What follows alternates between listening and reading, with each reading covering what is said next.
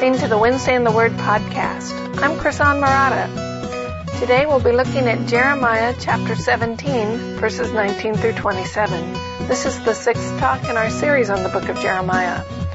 For links to everything mentioned in the talk and an outline, you can follow along with the lecture notes, which you can find at wednesdayintheword.com/Jeremiah6. Thanks so much for listening.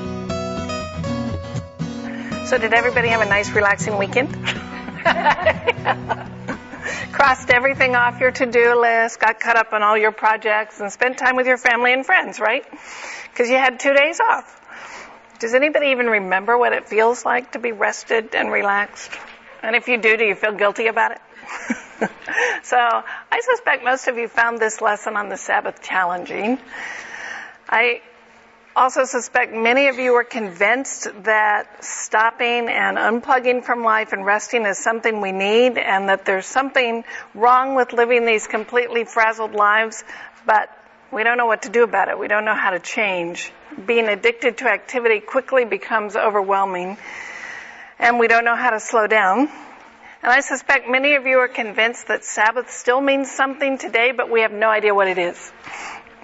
So you take the Bible seriously, you want to follow and obey God, but in this particular case, I find most people have no idea how to begin. What do we do or what do we not do?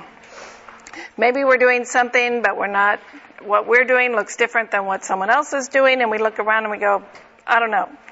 Well, we're not alone in seeking to understand the Sabbath. There's an app for that. I discovered a Jewish group. They formed a nonprofit organization they call Reboot, and this is from their website. As long as there have been work weeks, there have been sighs of relief on Friday evening. Think of Friday night as a time to press pause, and the Friday app for the iPhone as a very shiny pause button. Each Friday, just before sunset, get a reminder from the Friday app that it's time to slow down. Read short stories and questions to light a few sparks and stoke some conversations, and sunset your phone into blissful twilight to help you unplug. So there you go. There's an app for that. So is that what Sabbath's about? Is it about unplugging? Why would God command it, and how do we do it? And how do we justify resting when there's so much work to be done? Well, that's the question we're going to talk about today. Does it really matter if I take a break? And we're going to look at Jeremiah 17, 19 through 27. And I'm going to warn you right up front, I am not going to answer all your questions. But at the end of the day, you're still going to go, but wait, what about this and that? And granted, I'm not going to answer them all. I do have a series of 4 talks on the Sabbath on my website where I explore the whys and hows of Sabbath in more detail and look at a lot more passages. And I'll put a link to that in the lecture notes if you want to explore them. But I have to warn you, those 4 talks won't answer all your questions either, because I don't have all the answers. I've been studying Sabbath a lot for the last few years, and my understanding has grown a lot, but it's still evolving. So hopefully we're going to lay the groundwork, and I give you a foundation to kind of move forward. But sorry, I won't answer all your questions. All right, so just to review, as always, remember where we are, where the book of Jeremiah comes in history. Jeremiah is a prophet to the southern kingdom of Judah. This is after the divided kingdom and Israel has already been taken into exile. Assyria is the dominant world power at the time, and as they descend into civil war, Babylon and Egypt try to rush in and take the power vacuum, and that leaves Judah caught in the middle of it. And in the midst of all that political chaos, Jeremiah gets his call, and his job is to warn Judah that if they don't repent, Babylon is coming. It's going to conquer Jerusalem, and God will use Babylon to judge them for their disobedience, and they too will be taken into exile. But eventually God will restore them. So the passage we're looking at today is Jeremiah 17, verses 19 through 27, and I've broken it into 3 sections. The first section is verses 19 and 20, which is the introduction. So 19 and 20, the introduction. 21 through 23 is a proclamation of the law. So here's what the law says, 21 through 23. And then 24 through 27 are the promises of blessings for obedience and punishment for disobedience. So we get the introduction, a proclamation of the law, and then here's the consequences of obedience or disobedience. So let's start with the introduction. Thus the Lord said to me, go stand in the public gate through which the kings of Judah come in and go out, as well as in all the gates of Jerusalem. And say to them, listen to the word of the Lord, kings of Judah, and all the inhabitants of Jerusalem who come in through the gates. So the Lord tells Jeremiah, go stand in the public gate to deliver this message, and we immediately should ask, which gate? What is the gate through which the kings of Judah come and go? Because often the geographical setting or the location is important. So the short answer is we don't know which gate this is, although most people think it's the Benjamin gate. It is only identified as the gate through which the kings of Judah come and go, but in Jeremiah 38:7, it says the king was sitting in the Benjamin gate, which was a gate to the north that led out to the territory of Benjamin. So we think, well, if that's the gate where the king was sitting, this must be the gate where the kings come and go.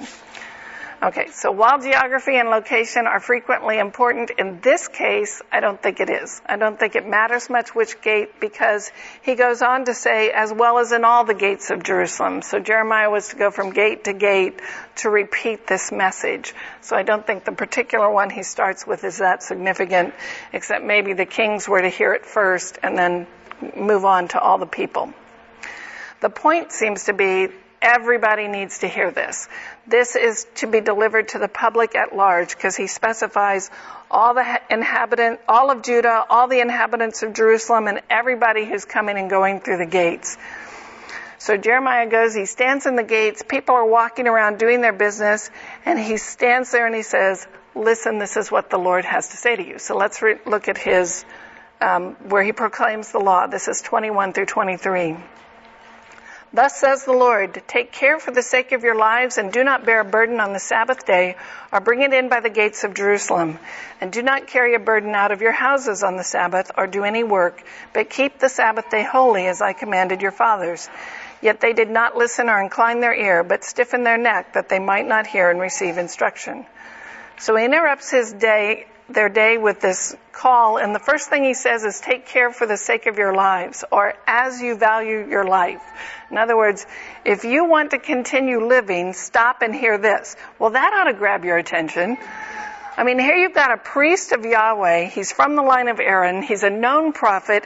He comes out and he stands in the gates and he says, thus says the Lord, and then he says, this is a matter of life and death.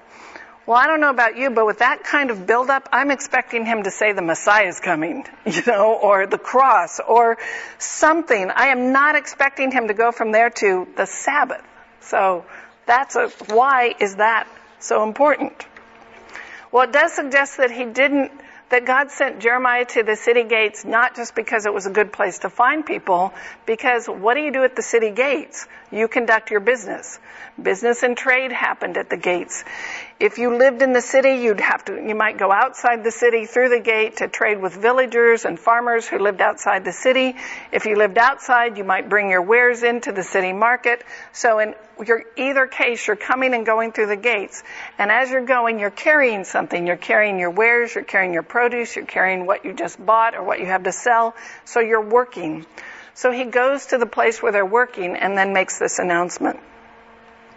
And he reminds them one of the basic commands given by God to the Jewish people, and that's 1 day out of every 7, you stop working. You don't carry a load. You don't do any type of work. You set that day apart and make it holy. And in Hebrew, the word for Sabbath comes from the word to stop. It's very similar to the word for the number 7, which signifies completeness. And the basic meaning of the word is just stop. Stop and set apart. Make it special. Don't do on one day what you do on all the other days. So for 1 day a week, you stop the working activity that you do that sustains your life. Now we're going to talk more about that in a minute. But first, let's look at the consequences, because it gets worse. So now he says, here's the law. Remember, you're supposed to stop. And now he gives the consequences for obedience and disobedience. 24 through 27. But it will come about, if you listen attentively to me, declares the Lord, to bring no load in through the gates of this city on the Sabbath day, but to keep the Sabbath day holy by doing no work on it. Then there will come in through the gates of this city kings and princes sitting on the throne of David, riding in chariots and on horses, they and their princes, the men of Judah and the inhabitants of Jerusalem, and this city will be inhabited forever. They will come in from the cities of Judah and from the environs of Jerusalem, from the land of Benjamin, from the lowland, from the hill country, and from the Negev, bringing burnt offerings, sacrifices, grain offerings, and incense, and bringing sacrifices of thanksgiving to the house of the Lord. But if you do not listen to me to keep the Sabbath day holy by not carrying a load and coming in through the gates of Jerusalem on the Sabbath day, then I will kindle a fire in its gates, and it will devour the palaces of Jerusalem and not be quenched. So basically what he says here is keeping the Sabbath. If you start keeping the Sabbath again, you will continue to experience the covenant blessings. Ignore the Sabbath, and you're going to be exiled. So 3 concepts in these verses stand for the blessings of the covenant: the throne of David, the temple, and the city of Jerusalem. So covenant blessing is pictured as Judah living under a Davidic king, sovereignly in her own country, worshiping the Lord in his temple in Jerusalem. And not only will the inhabitants of Jerusalem experience this blessing, people would come from all over the land and the territory around. So you've got Benjamin to the north, the foothills to the west, the Negev to the south. So they're going to come from everywhere. So it's not just the inhabitants of Jerusalem who will be blessed, the whole nation will be blessed. So the throne of David, the temple, and the city of Jerusalem are the basic symbols of national and religious life for them.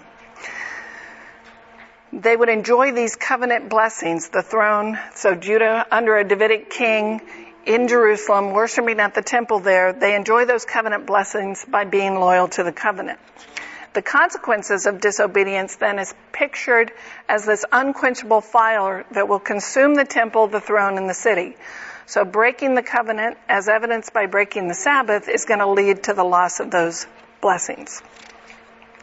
Now we know that they did go into exile, and we learn a little bit more about this from 2 Chronicles, because in addition to 1 day out of every 7 being a Sabbath, God said that 1 year out of every 7 years, the land was supposed to enjoy a Sabbath and not be farmed.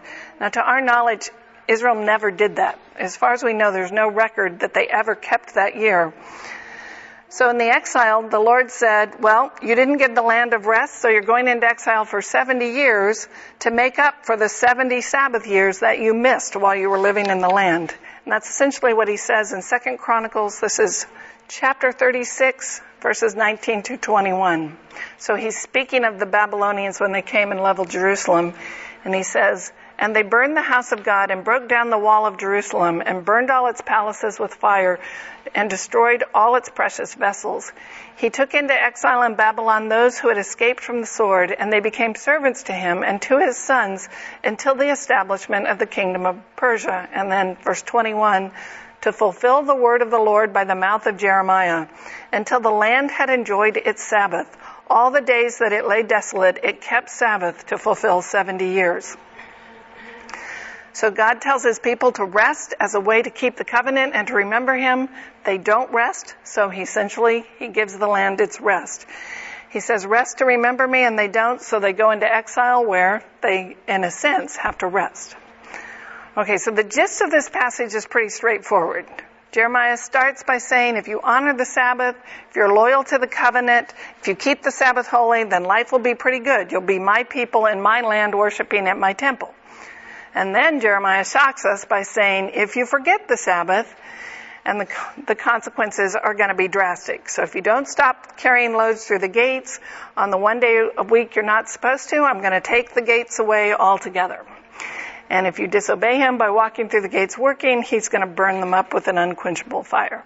Now that ought to seem surprising, because this is the worst national disaster up to that point. And now Jeremiah is telling us it's because of the Sabbath. So the reason why Jerusalem, the holy city of God's people, is destroyed, why they're taken into exile from the land that was promised them, why they're put back into slavery in a foreign land, is because they didn't take a break. I mean, really? Doesn't that seem harsh? It's like, After all, look at history. God's people did a lot of stuff wrong in the 400 years leading up to this. I mean, have you ever read the book of Judges? or the book of Kings even, they engaged in some pretty bad deviant behavior, sexual behavior. They oppressed the poor. They hit some really low lows under kings. And of course, the end of the book of Judges, there's a civil war which nearly wipes out the tribe of Benjamin. So we have all this history, and now God says, because you didn't keep the Sabbath, they're going into exile. And my first thought is, really? Now, it is true that other places in Scripture link the exile to the just general sinfulness and rebelliousness of the people, but this passage is linking it to their failure to keep the Sabbath. So that's what we want to answer. Why would that be so important? Why would God specifically link the Sabbath to the exile, and what does it matter if we take a break? So that's what we're going to spend most of our time on. You might want, if you have a Bible, take it out, because we're going to look at a lot of more passages to try to unravel this. So in an agrarian culture where taking care of the land and living off the land is what everyone does, resting for one day out of 7 makes no business sense. Because if you're a farmer, there's always work to be done. You know, the cows still need to be milked, the chickens still need to be fed, and yet God's people were instructed to take off one day a week. Every other culture around them did everything they could to work every minute of every day to control their environment. So they worked hard to make the land fruitful. They carved statues and idols and prayed to them, asking for rain and asking for a good harvest, and they sacrificed valuable things to make their gods happy, and they never took a day off. But Israel was supposed to be different. Israel was supposed to look different than her neighbors. God's people were to learn that fruitfulness as farmers or success in business comes from the Lord. It depends on His blessings, not their self-effort. And their relationship with God is not this kind of tit for tat, you worship me and I'll give you a blessing, you do this and I'll do that. But it is different. So they don't strive in order to get blessings from the Lord. By contrast, they rest because God has already blessed them. That's a huge difference. So they're not striving to get blessings. They are resting because God has already blessed them. All right, so let's look at Exodus 20. This is the first time the Sabbath is commanded. And what I want to pull out of these passages is each time He commands the Sabbath, He gives a why. And that's what we want to look at. So in Exodus 20, this is the first listing of the 10 commandments. Sabbath is the fourth of the 10. And we're going to look at Exodus 20, 8 through 11. Remember the Sabbath day to keep it holy. 6 days you shall labor and do all your work. But the 7th day is a Sabbath to the Lord your God. On it you shall not do any work. You or your son or your daughter, your male servant or your female servant, or your livestock or the sojourner who is within your gates. For in 6 days the Lord made the heaven and the earth, the sea and all that is in them, and rested on the 7th day. Therefore the Lord blessed the Sabbath day and made it holy. So the first sentence, verse 8, gives us the basic pattern of the command. Remember the Sabbath and keep it holy. Then He explains what it means to remember the Sabbath and how it's holy. He says you don't work on that day. And remembering is not a cognitive activity. It's not, oh yeah, it's the Sabbath today. It's remembering in this context means doing something or not doing something. So it involves activity. And the activity is simple. 6 days you work, the 7th you don't. And then the last verse, verse 11, gives us the reason. Why are we supposed to do this? And it's because God rested after He created the heavens and the earth. So our remembering the Sabbath is patterned after God's behavior. We rest because God rested, and that's supposed to teach us something about God. So why did God rest? Because His work was finished. He rested because He was done. He didn't rest because He was tired. He didn't rest because, He needed a little mini vacation after that creation stuff. It just wore Him out. He rested because He was done. And why do we rest? Then we rest to remember that God's work is done. His work in creation, including creating us, is done. So we rest to remember that God created us and His work is done. Now, we talked about this when we looked at chapter 1. Remember when we talked about calling and we talked about how we think that we need to find ourselves and we need to create ourselves, and that we talked about how we think we need to find ourselves and determine the shape of our lives, but in reality, God has created us. Sabbath is a reminder of that truth. It's isn't about creating myself. It's not about getting where I want to be and making myself the best person ever, or like a power nap so I can recharge for the rest of the week. It's to remind me, God created me, He has a plan, He's in control, and He's going to bring it about. So the first reason behind Sabbath in the Bible is that God's work in creating us is finished.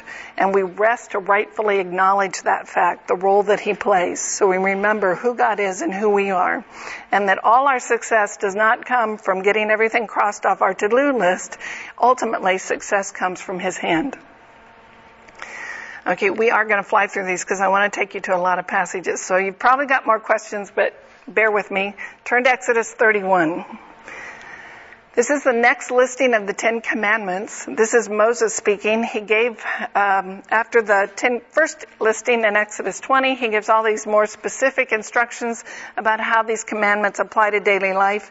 And then in Exodus 31, he gives us a little more detail about the Sabbath. So this is 31, 12 through 17.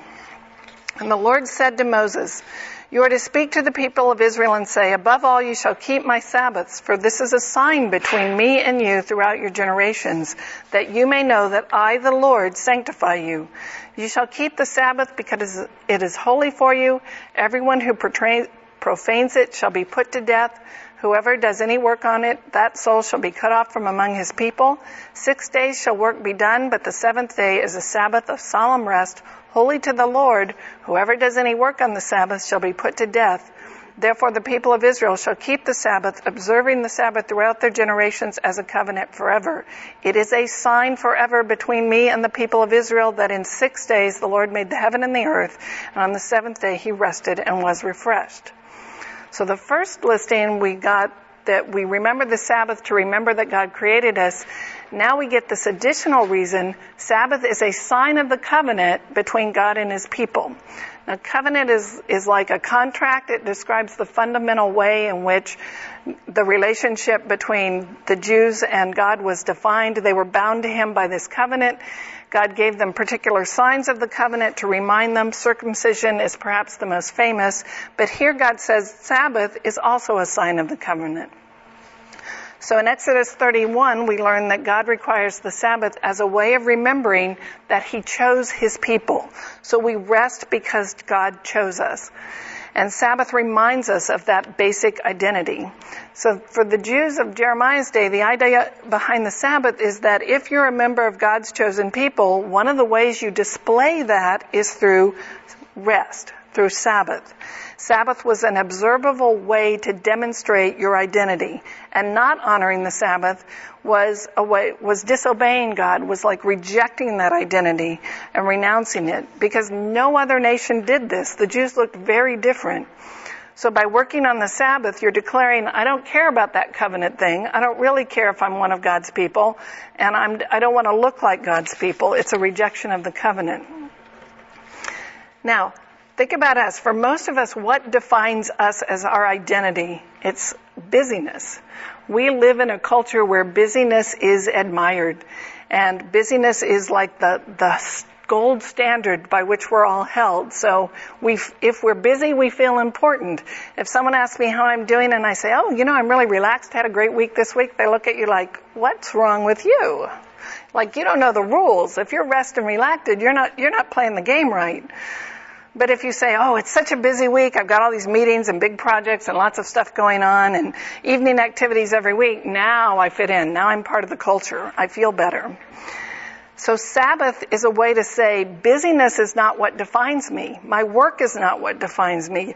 Who I am is not the work that I do. Who I am is a child of God.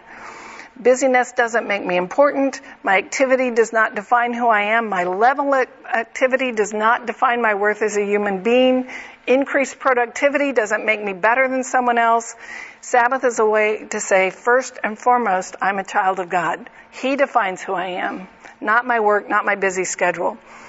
So Sabbath reminds us that we are His chosen people, and it's He who gives us significance and importance.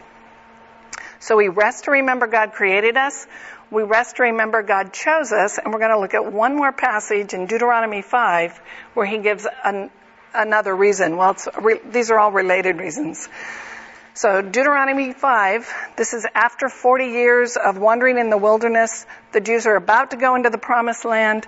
Moses is giving a series of sermons to the people to kind of prepare them for this new season of life in the promised land.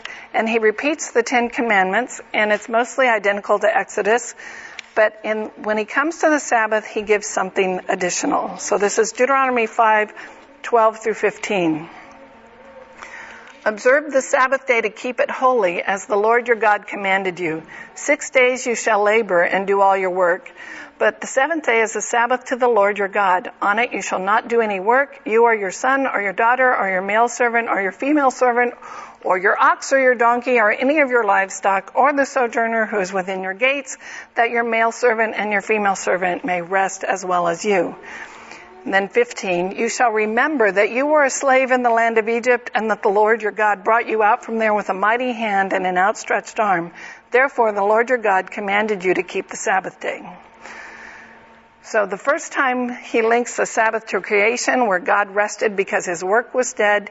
Here, 40 years later, he links the Sabbath to the Jews being redeemed from slavery in Egypt. So the first looks back to creation, the second looks back to the Exodus.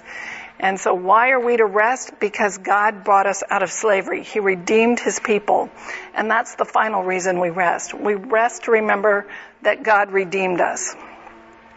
So that moment of redemption, that the Exodus was the defining moment for the nation of Israel.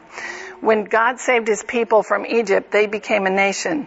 And that's the event they look back on to define their national identity. So if the religion of Judaism was born when God called Abraham out of Ur, the nation of Israel was born when God redeemed them out of slavery in Egypt. And Sabbath is reminding them that he created them as a nation, he rescued them and redeemed them. So think about our own national identity. In our country, we celebrate July 4th as a way of remembering the defining moment of when we became a nation. So in 1776, on the 4th of July, a group of men signed the Declaration of Independence, saying that they were no longer going to be subjects of the King of England, and we were establishing a new nation, and we celebrate Independence Day.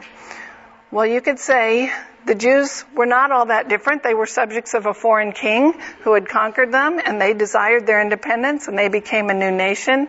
But where we declared our independence, they were rescued by God. So we created our nation. In a sense, God created their nation. So what we would call Independence Day, they could call Dependence Day, because it was about remembering God was the one who redeemed them. It was their dependence on God. So Sabbath is about remembering that we are dependent on God. And that's something I think a lot of us find hard to do. We want to turn the Sabbath into something we use for our own empowerment, to make us more efficient or more productive, or to take a nap so that we can be more productive on Monday. So we rest to work harder, or rest to empower me. And that's all from a perspective of self-sufficiency. I kind of want to make it on my own and be prepared and be ready and do all that I can do. Well, resting is an acknowledgement, I can't do it alone. If I'm going to get anywhere in this world, it's because God is going to bless me. So self-sufficiency is this thing we're addicted to, but that's an empty promise. And Sabbath is a practical way to remember that. So we stop working to remember our dependence on God. Okay, so this is the why of the Sabbath. When we look back and see when God commands it, he tells us why. He says it's a reminder for you. It's a reminder that God created you, God chose you, and God redeemed you. And all of that is about remembering your dependence on God. So for Jeremiah's contemporaries, breaking the Sabbath is breaking that covenant. It's a question of rebellion. It's a sign that they aren't dependent on God. They don't remember him. They've forgotten his ways. They've forgotten that he's the one who gives them success. And so it's as a sign of the covenant, when they break it, they're rebelling against the covenant. It's refusing to acknowledge who God is and who they are. So that's why the exile is an appropriate punishment, because for the people of Jeremiah's day, they've abandoned their God, and part of the evidence of that rebellion is they no longer keep the Sabbath. Okay, so now the question, I'm sure you're all on the edge of your seats, so what about today? Does God still require a Sabbath rest for us modern, post-New Testament Christians in the same way he required the people of the Old Testament? Okay, again, I'm not going to answer all your questions. Sorry. I'm going to try to get you pointed in the right direction. And I will say my personal belief at this time, and I reserve the right to change that as I learn more. But my belief, I'm not speaking for the church, I'm not speaking for the denomination, so this is just me, my worthless opinion, is that God does not require us to observe a 24-hour period where we stop working. So my understanding at this point is I don't think we need to come up with rules about what defines work and then make sure we apply those rules for an entire 24-hour period every week. Instead, I think Sabbath is an attitude. It ought to be the basic attitude of our hearts and minds. We ought to live every day as if God created us, God chose us, and God redeemed us. And ultimately, when it comes to Sabbath, I think the state of our heart is more important than the activity of our hands.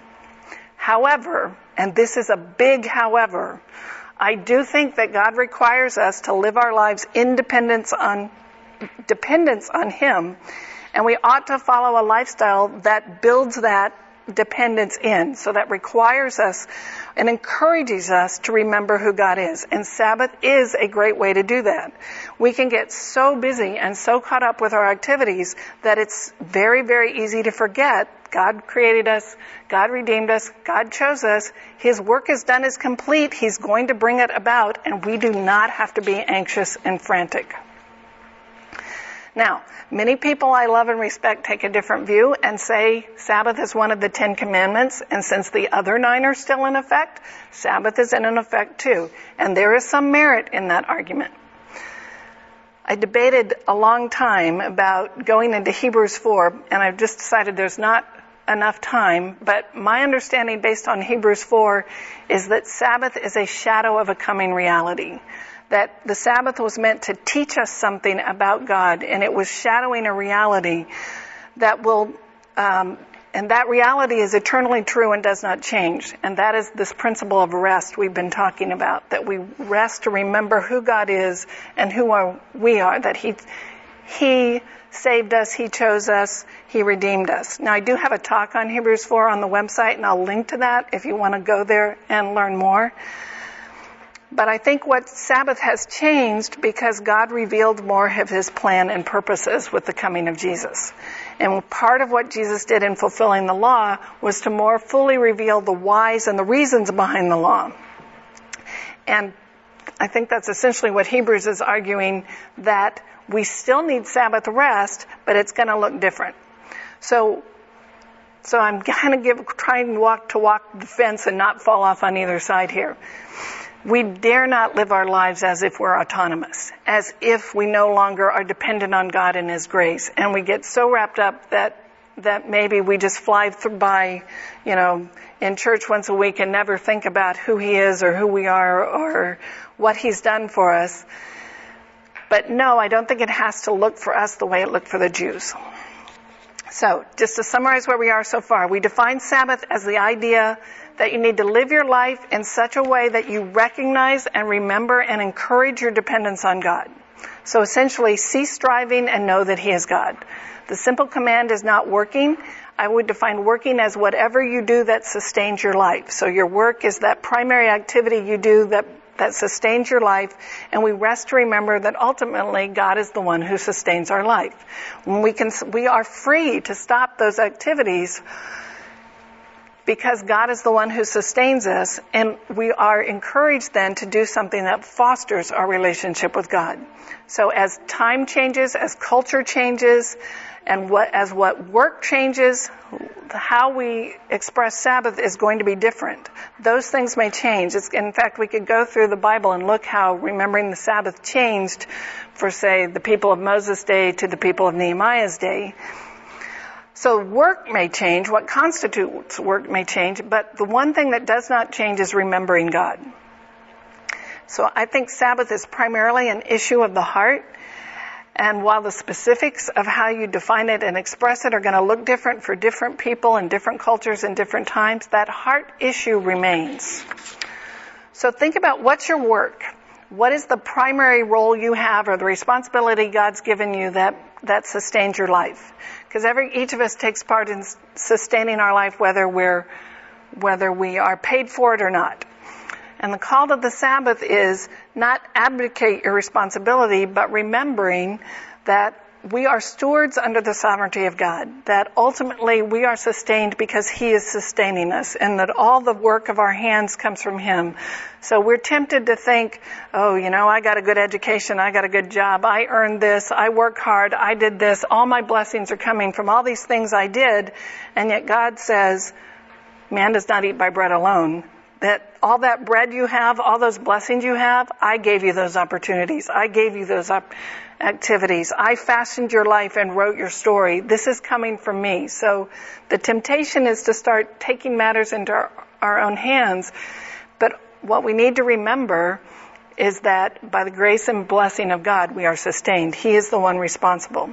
So stopping work for a time is a great reminder of that. It's stopping and saying, I don't have to pretend that I have it all or I can do it all. I don't have to live up to my culture's values of busyness and productivity. I can stop pretending I'm self-sufficient and I can handle everything on my own. So Sabbath starts when you stop.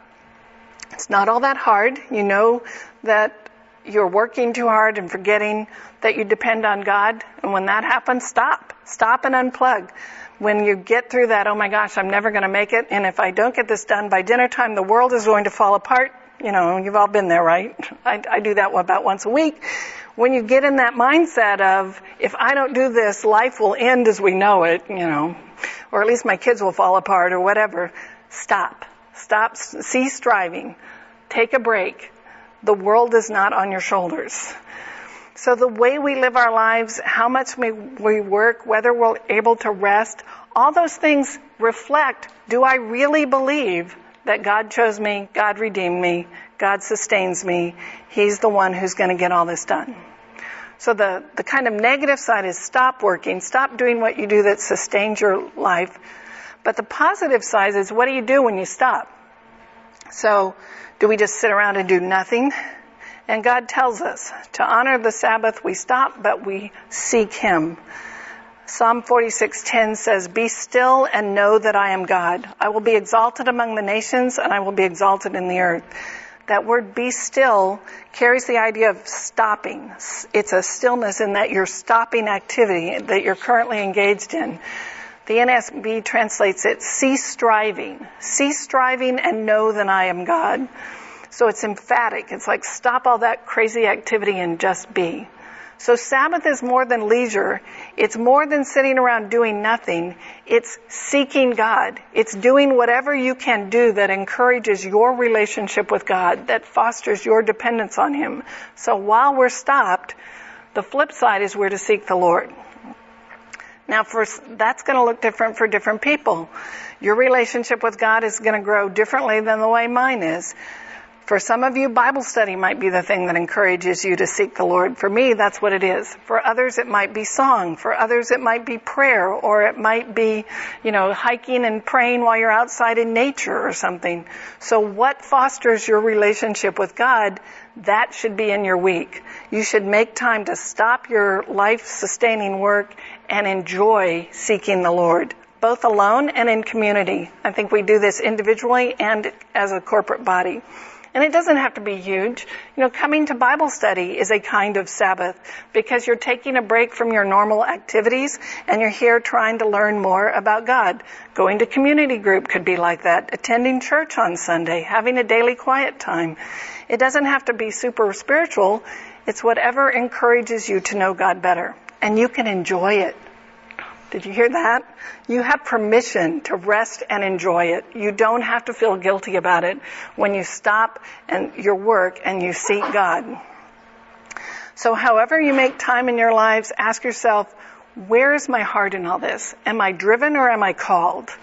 Am I driven because I'm overcommitted and I'm in way too many good activities and worthy activities and I have to stop and build time into my schedule to focus on God?